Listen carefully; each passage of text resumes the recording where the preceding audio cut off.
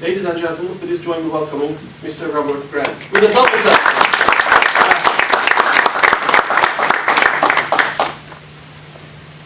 I don't know what you shortened down. I'm trying to figure that out. Thank you for having me be here. I'm going to preface my comments by saying I have a member of the media in the audience, and I'd like to single her out because she's going to have a baby, Natasha Korecki. So anything that's written in the Chicago Times tomorrow about this presentation, you can be my verifiers that I didn't say it. I'm not held accountable for it. We have the video recordings. You could use You have a video recording. Well, that's even more dangerous because sometimes I speak from my heart. And I'm careful. This was originally supposed to be a panel, and I love to pinch hit and talk about the FBI transformation as much as I can from... wrong door, over here. You okay? From 9/11 to today, and what I see is the future, which I think is going to be even more challenging in the past 10 years. 9/11, we all sort of remember now that we've had this 10-year anniversary and we got through our threat picture. We did have a serious threat here nationally and internationally that we spent a lot of resources on. Fortunately, it didn't materialize on the anniversary. But I remember where I was on 9/11. I was in San Antonio, Texas, which is particularly sensitive to us because at that time President Bush's Western White House was in our territory, which is Waco, out near our Waco office. And I remember standing up inside the FBI and looking around and trying to figure out how do we transform an organization that is primarily historical in context, conducts very good global investigations. I've listened to some people talk about the FBI transformation since 9/11. I take exception to some of it, part of it being our growth overseas primarily occurred under the previous director, although Director Mueller has pushed it. The need to be global was seen long time ago by Louis Freeh, and primarily because of his assignment as a prosecutor in New York and the Pizza Connection case, he decided the world, as it's globalizing around, needs a global presence from the FBI. And so on 9/11, it served us very well. I think we had 50 offices around the world. We're now up to 70. And why is this important to us? Because at that point in time, when those towers went down, when the Pentagon was hit, when the plane crashed in Pennsylvania, we had to sort of look around the world and decide who our friends were, who were not our friends, who we could share information with. Because as you recall, we didn't have, we had a belief that there was going to be a second attack. So there was a lot of stress in this country. We shut down the airlines for, I think, a good week. And nobody really knew what had happened. We didn't know what we could share with the CIA because the law prevented us from sharing information with the CIA at that point in time under criminal penalties, not just regulations, but under penalties that would cause people potentially to go to jail. That is literally what came about as a result of the Patriot Act when we sat down with Congress and they said, what do you need? And we'd say, we need what we've wanted for a long time. We've needed the tools we've used in organized crime. We've needed the tools we've used in healthcare fraud. We've needed the tools we've used in public corruption to be applied to terrorism. Although our laws pretty much say you can do certain things, our regulations and our laws are specific sometimes to types of criminal activity. And so 9/11 made everybody sort of step back and understand this new threat. And to us, looking around the FBI leadership, it was primarily the people at the top of the organization were organized crime people with deep-seated experiences in organized crime and drugs. That was, prior to 9/11, the #1 threat as the FBI viewed it back then, and 9/11 changed that. So to transform this, what did the director do? One of the first things the director did was, when he created the Counterterrorism Division, he moved almost all the leadership of organized crime into counterterrorism. That's because they were probably the one part of the FBI that was global in its view, global in its understanding, had the partnerships around the world to get things done. So when you look at the FBI building this counterterrorism division, it wasn't built with counterterrorism professionals, it wasn't built with counterterrorism experience, it wasn't built with counterintelligence professionals, it was built by organized crime people who said, we understand how to look at the world globally, we understand how to look at families, how they're broken down, and how to attack them as an enterprise.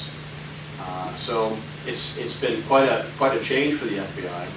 I've been here in Chicago quite a long time now. I think I'm one of the senior SECs in the FBI. Fortunately, I haven't messed up until this tape. I haven't messed up in such a bad way that I have to be dragged out of here. And the director's been very good to me. This is a very, very, very, very busy office on virtually every front. And to give you an idea of how this office operates, we have almost 500 agents in this office. We have almost 100 analysts. We have about another 400 professional support people, and then we have anywhere from 20 to 50 task force personnel. They're all engaged in the entire mission of the FBI, which isn't just counterterrorism. It includes cybercrime, civil rights, public corruption, financial crime, violent crime. We don't do as much in terms of drugs, although we still have an enterprise focused on drugs here with DEA. Gangs, and importantly, and one of the pieces that most of the public's not aware of, we have a considerable investment in what we call counterintelligence, which is, in the traditional sense, is our efforts to defeat spies. And what's also globalized besides terrorism in this world, besides financial crimes, identity theft, cyber crimes, organized crime, espionage has become a different kind of threat to the United States. It is a threat that no longer involves just simply somebody in a fedora standing on a street corner under a lamp attempting to burrow their way into a national security establishment. It now involves the internet. A billion people focused on our secrets here, and not just our military secrets, but jobs. When I talk to people about espionage, I talk about jobs. I talk about a company here in the Chicagoland area who used to employ 1,500 people. They had a couple of engineers employed from another country. Those engineers took their intellectual property, took it overseas, started a competing enterprise. That company now employs about 300. So this type of espionage isn't just espionage about our national security, about our weapon systems, our top national security secrets for defending our country. It also involves how do we protect our advantages around the world. And sometimes it has real consequences. I can't turn to a person down the street and say the reason you got laid off is because somebody stole the intellectual property from your business, took it overseas, started a competing enterprise. But that's the reality. And that is on an enormous scale right now. You will see in the coming months, you will see a trial here in Chicago and probably 2 more charges involving this type of activity. It's a part of my branch that used to never go near court. It is the espionage branch. It is the counterintelligence branch. It is the people that traditionally look for Russian spies, now look for different kinds of spies. People that work inside corporations, people that affiliate with corporations. And as corporations become more global, their idea of what is nationally important versus what's good for the enterprise sometimes diverts. Where 80% of a company's bottom line might have been tied to their work here in the United States, maybe a good portion of their bottom line is tied to what they do overseas. So their willingness to cooperate with us is changing. The whole idea of the world being flat and the world being globalized has implications across the spectrum for our missions. Not only organized crime, not only in drugs, not only in terrorism, but also in these areas that affect the future of my daughters, the future of Natasha's soon-to-be-born second child. Those things are important to people. And some people don't respect our laws. They steal our intellectual property, they take it overseas, and they drive our businesses out of business. To quote one General Electric executive recently, he said usually they find out when they've lost intellectual property is because they've had a competitor come up overseas. And that's when they realize something they've spent 10 years and tens of millions of dollars to develop suddenly was stolen. It could have been stolen by the internet, it could have been stolen by somebody inside the company, it could have been sold by a Confederate, it just doesn't matter. That's the challenge that I see in the 21st century for this country. Our standard of living, the future of our kids are tied to our ability to partner, our ability to work with, and value and educate private enterprise, something we never used to do before. We would go to private enterprise when we needed to know something. But in terms of educating private enterprise about this threat, this is a major threat to our national security. I think the President has talked about it, Congress has talked about it, U.S. Chamber of Commerce is now starting to talk about this issue. And it affects a lot of things. It affects our standing around the world. It affects the security of our men, women, soldiers, sailors, airmen who have to protect our country and our country's interests. So, from a terrorism standpoint, we've learned a lot. We've learned that partnering with communities and understanding the differences between a terrorist and a community is an important concept. It's an important concept for us to teach people who may have come out of one community but not known the other community. It means educating that community that they're a part of the United States and they have a responsibility like everybody else does. The security of our country is tied to their participation in it. And we need those partnerships. We cannot go and find, as we like to say, hunt for that needle in a haystack. Hunt for that one person who might be here in the United States, who might want to do something bad. That's not going to come from us. It's not going to come from the CIA. It's not going to come from NSA or the military or the State Department. It's going to come, as I've said many, many times, it's going to come from a community who has an engagement with a 22-year-old police officer right out of the academy who says, there's some behavior here that I find troubling. Those are the things we worry about now. The international scope of 9/11 and Al-Qaeda, we still see that. We still see the efforts of that organization, not only in its traditional places, but now it's migrated to other places. Wherever the world is, where you see a devolution of government, where you see chaos, is where Al-Qaeda and Al-Qaeda affiliates breed, by and large. And it's very difficult for us to see into those countries when we don't have a reliable partner. Give you an example. Yemen. We know external actors from Al-Qaeda are based in Yemen. We know they plot actively against the United States and the United States allies. We know they use the internet in an attempt to influence people in our country to do things on their own without having to travel and get training. And they are in a part of Yemen that the government can't get to. And now that Yemen's in turmoil, it makes it even harder for us to see into that country.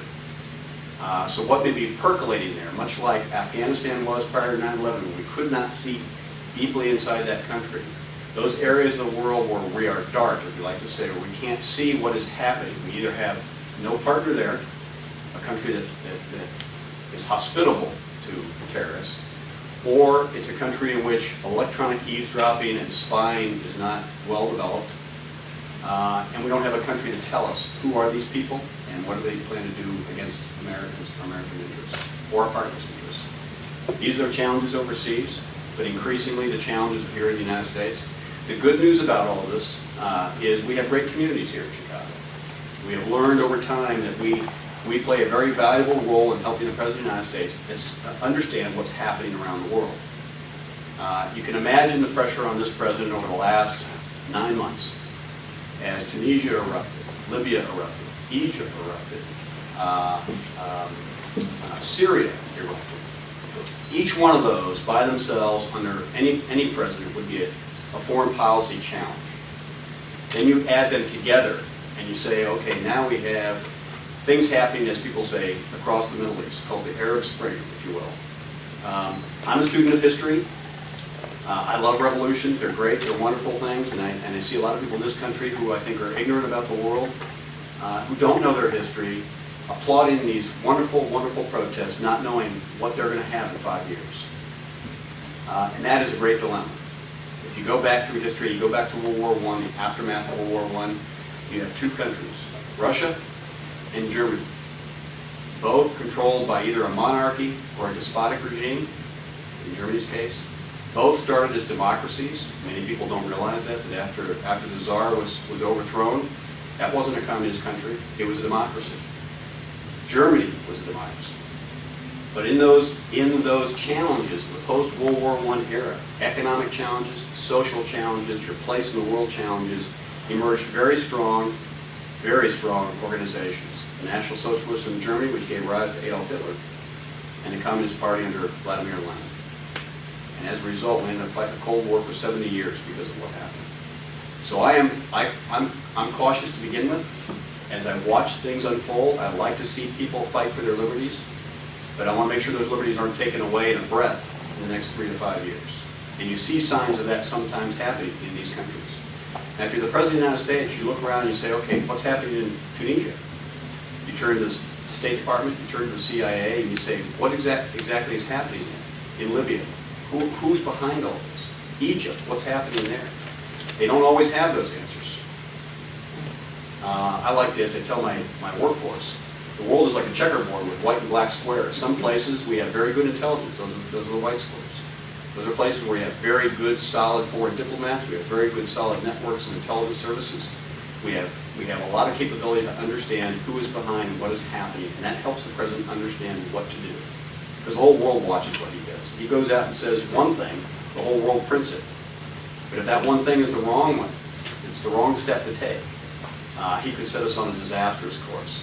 I had people in the Syrian community here upset, frankly, that the president didn't come out earlier and more forceful on what was happening in Syria. Well, part of it is because he didn't quite understand exactly what was happening. That's where the community, where those dark areas are, where the agency turns around and says, we don't really have a good network there. We can't really tell the president. We can listen to our foreign diplomats and their assessment of the situation, but you want to validate it through a good intelligence system. You want to be told the official line, but you want to validate it through some intelligence network that tells you what you're being told is accurate. So this is where the community of Chicago becomes very valuable. And we have found the community of Chicago very, very informative here. Libya ended up in a revolution. If you recall, there was a lot of angst over who was behind this revolt. We didn't love Muammar Gaddafi. No doubt about that. He had at one time built a very strong and very capable intelligence service that was deadly to the United States. Brought down Pan Am 103, blew up nightclubs in Europe, and as a result we ended up dropping bombs on his family members, if you recall. So do we really want Muammar Gaddafi to be in power? Probably not. But the question is, at least we know Muammar Gaddafi. So who are these other people? So the clarion call went out. We need to know what is happening in Libya. When we reached out to Libyan people here in the Chicago area. Very, very helpful. Immensely helpful to the coalition, the NATO forces. That's the value that I think prior to 9/11 you would never have seen. You'd never have seen anybody in the United States go and talk to this population and say, can you help us? Can you tell us what is happening in your country? Every country in the world has populations in the Chicago area. So when there's a gap out there, when there's something not known, our role now, different from what it used to be, our role now is to talk to that population, not as bad guys, not as subjects, not as people we're going to arrest in the dark of the night, but ask them as Americans or guests of America, can you help us? Can you help us inform the president of what is happening on the ground and who's in charge? And it's amazing what you will learn from these communities. That's called positive foreign intelligence, as we say. In this post-9/11 world, how the FBI has changed, we still do an awful lot of organized crime work. We still do violent crime work. We still invest I invest a lot of resources in gang investigations here in Chicago, and corruption. Although I'd like to see that end one day, when the state finally gets mature in what it does. But eventually, you will see, if you look at my national security branch, that's the one thing that's grown since 9/11, both in counterterrorism and counterintelligence. And the role that cyber plays in both those areas is incredible. So my national security branch is cyber, counterintelligence, counterterrorism. They work as a team, they work in concert. It's a different world. I tell my daughters it's going to be a scarier world because I harken back to my early FBI career when we had a bipolar world, and it was pretty straightforward. You had those forces on the side of the United States and democracy, you had those forces on the side of the Soviet Union and communism, and we were arrayed against each other. Everything was a chess game. Every diplomatic move, every trade negotiation, every espionage case, everything was, you knew who was sitting on the other side of that chessboard. Now we don't face that. And the important thing about this is, when you look at the people that were writing as the Soviet Union was collapsing, they predicted the world we're in today.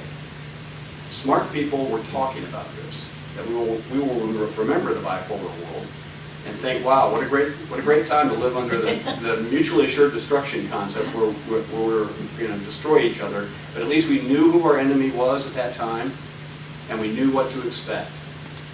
Now, that's a harder thing for us to know. Now we have to look in the back alleys, the corners, the sewers, and find those people who are plotting against us in the dark. That is a very, very hard thing to do. And in the United States, it's doubly hard because we have a Constitution that protects people who want to stand up and say, I don't like U.S. policy. I don't like U.S. foreign policy. I don't like U.S. trade policy. I don't like the U.S. government. I've had leaders here in religious institutions come to me and say, I'm really concerned about people inside my institution who are espousing a profound sense of admiration for Osama bin Laden and angry that he was killed. And they've come to us and said, what do we do about this? Well, not much you can do. Not much you can do. I don't like it, just like your congregation, your community doesn't like it. But our job isn't to choose the winners and losers in free speech. Our job is to protect free speech. Freedom of religion, freedom of assembly, but it's when that free speech or that freedom of religion or that freedom of association turns into action that harms people, whether they be here or someplace else, then we get involved. But that's a very, very delicate balance, as you might imagine. We have, on the one hand, we have to protect everybody's rights. We enforce civil rights laws in that state. On the other hand, we've got to understand the threats in our community, and we need the community support to do that. And that's a very, very, very delicate balance you have to engage in on a regular basis. It makes it very hard for FBI agents today. Much more difficult than it used to be.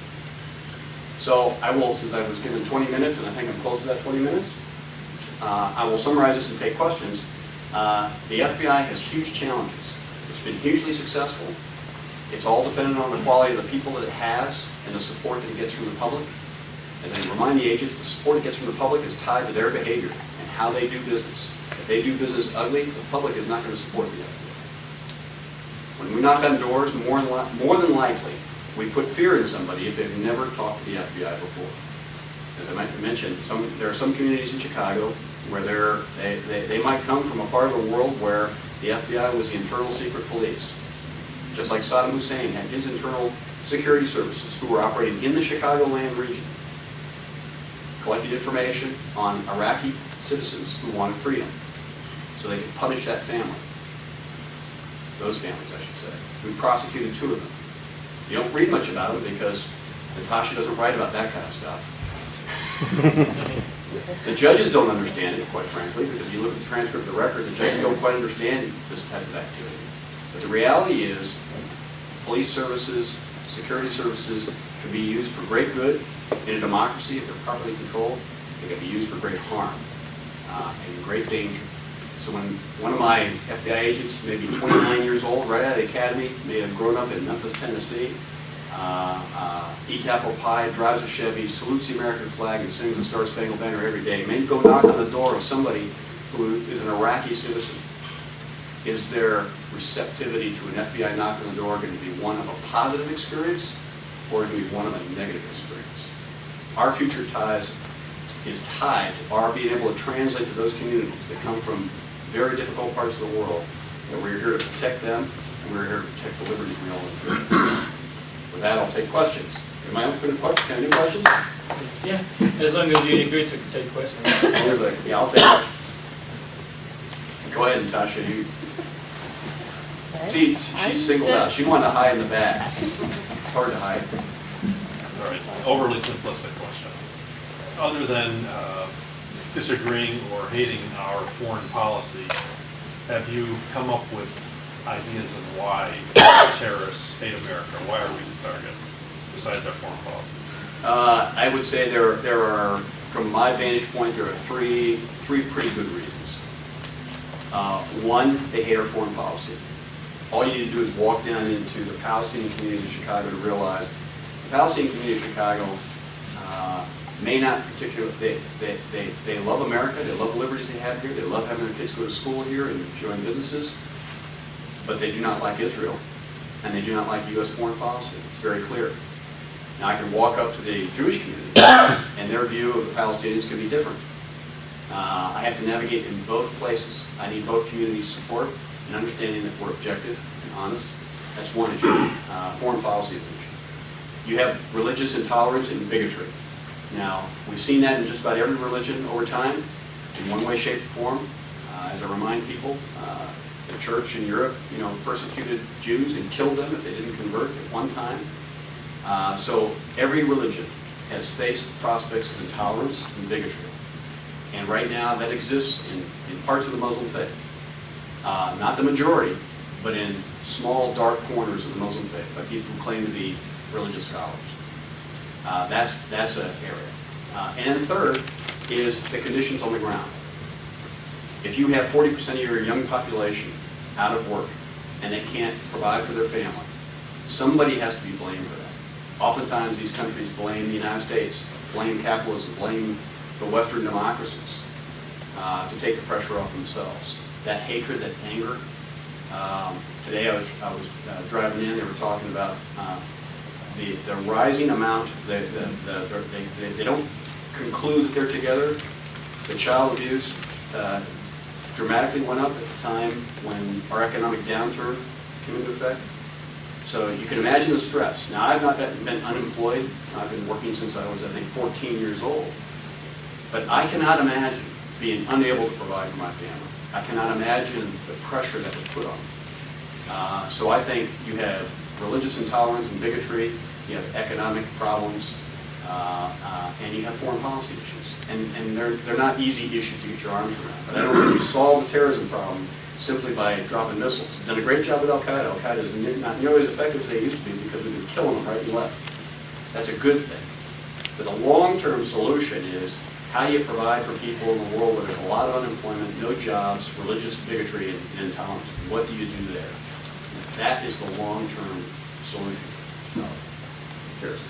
Plus, the UN still doesn't have a definition of terrorism. They can't agree on one. Other questions? Yes, sir.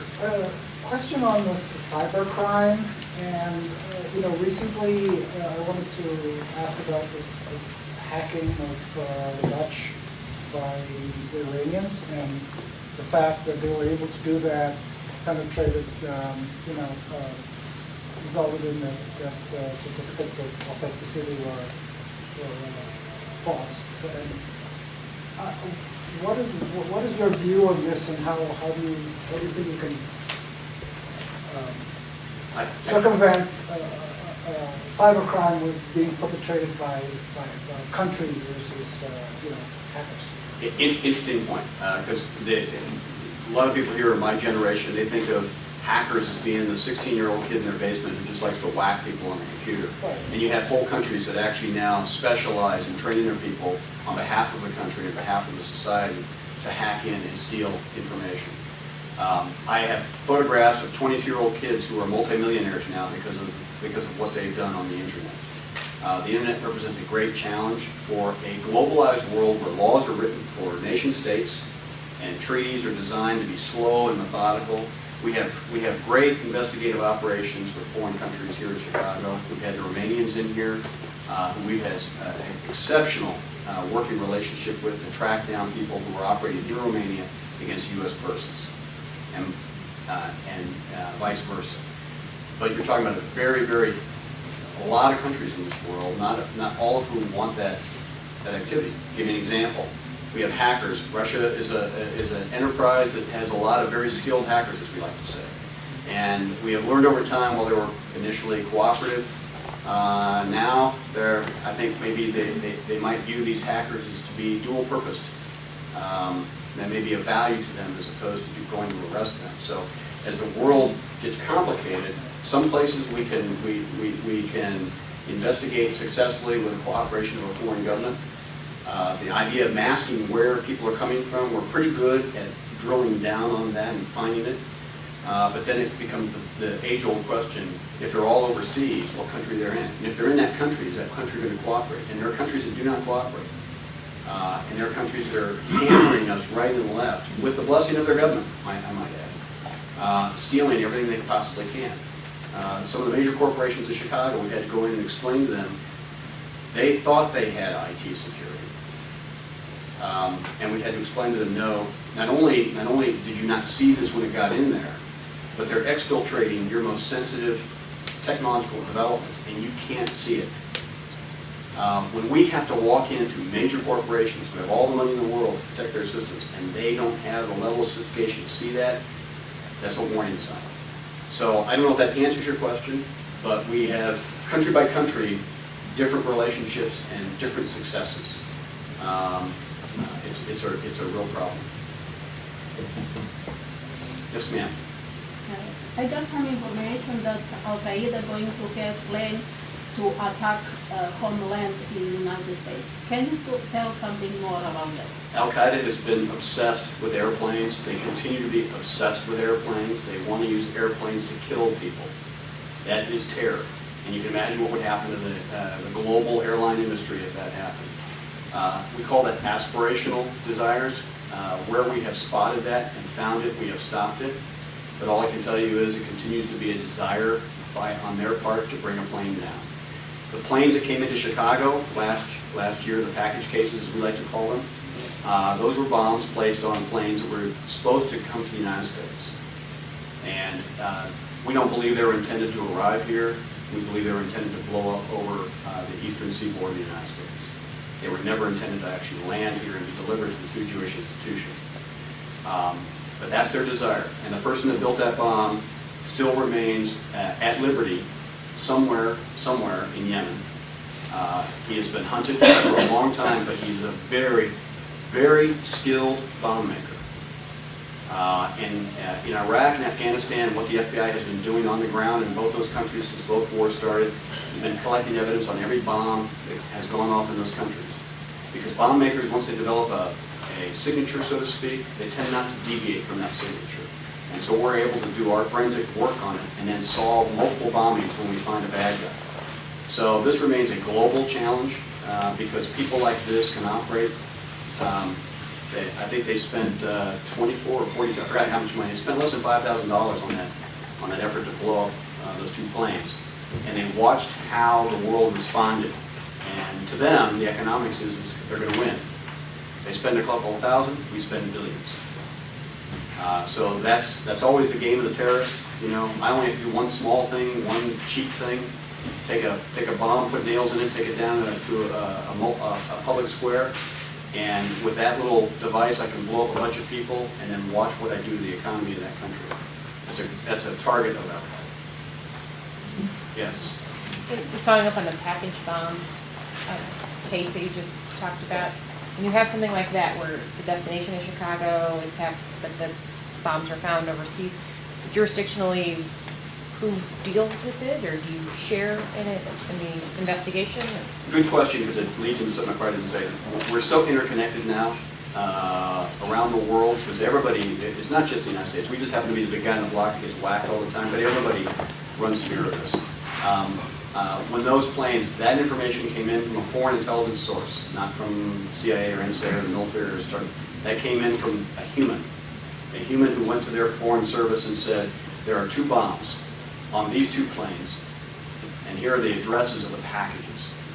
That's the equivalent of the sourcing of that. Based on that, those planes were ordered to the ground immediately, which is a natural response anytime there's a threat to a plane. Investigation was undertaken on both those packages. Both those packages had bombs on them, very sophisticated bombs, very hard to find. So. Is it still being handled out of Chicago? Oh, absolutely. The whole world is venue here, you know that. Jurisdictionally, you know, we deal with the threat first, worry about prosecution later. I mean, prosecution has a place.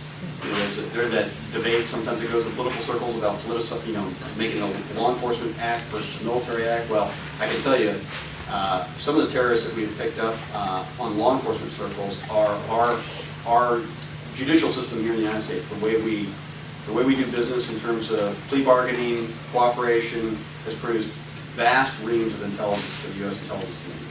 So they're not diametrically opposed missions. They are overlapping missions. Sometimes it's best to drop a bomb in somebody's chimney.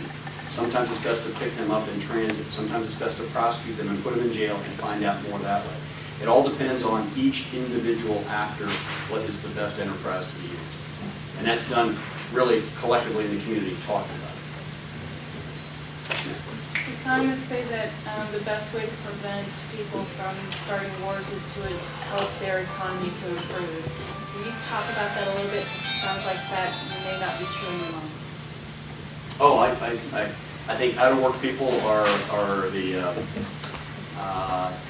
they are fertile soil for bad people, and bad people know that. People who have very intolerant views of the world take advantage of people's condition. So I think helping people become employed, have meaningful lives, is an important long-term strategy for reducing the war on terrorism.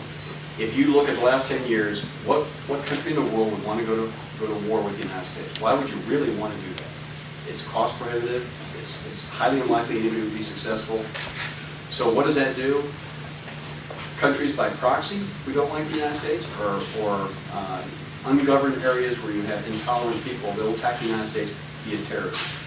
Their view is we don't have the infrastructure to stand up and fight toe to toe. That's the Palestinians' argument in Israel is you blame us for terrorism, but we don't have an army. You know, we'd love to fight Israel, but we can't. We don't have an army, so we fight the only way we know how, through terrorism. That's the Palestinian view. You get a different view from the Israelis, obviously. So, yes, sir. Along the lines of the package bombs, I don't know if it's thousands, tens of thousands, hundreds of thousands, millions of packages that come to the United States every day in terms of containers, shipments, imports of goods. Are we getting cooperation from all of the people, the countries that are where those goods are sourced from, in terms of inspections, and how do you detect these things? I mean, otherwise we could have, millions of things coming every day. It's a real challenge. The good news is we have a lot of really smart people in this country. Argonne Laboratories out here has done a lot of great work. The University of Chicago and some other great institutions work on finding cost-effective ways to do proper screenings. Now, everything is risk-based, so high-risk countries get more screening than lower-risk countries, which presents a whole other challenge to us, and that is, do you have a vulnerability when you're not looking left and you're always looking right? And the way we think today is we always have to be thinking like the bad guy. You have to put the bad guy's hat on your head and think like that. How do I want to get a bomb in the United States? Do I want to send it from Afghanistan? Probably not. If I can get that bomb from Afghanistan into a more favorably oriented country and produce it from there, and send it from there, you're more likely to have success. It isn't lost on anybody that the 9/11 hijackers headquartered much of their operations in Germany. Look at Germany's history. After World War II, they took very, very strong measures to prevent security services from having visibility into their communities and into their academic institutions in particular. That wasn't lost on the 9/11 hijackers. They felt they could go in there, safe haven, no eyes and ears by the German security authorities, because that country, after the horrors of World War II, said we never want to have again a secret police that can look into these areas. Well, that creates a vulnerability too. It's all risk-based. I can't say we get everything screened, but I know this has been a global enterprise as to how you make a globalized world and the environment of transiting goods and services around the world. How do you do that safely? That's a real challenge. But we're better today than we were yesterday. We're better yesterday than we were the day before. It's always progress. Never perfection. We just want progress. We go into communities that we consider communities that are challenged in terms of their perception of the FBI and the United States government, communities that are important partnerships for us. Our objective isn't to make them love the FBI. Our objective is to make them understand the FBI and understand that we are not a religious-based organization, and take the fear of the FBI out of the equation and make them a partner.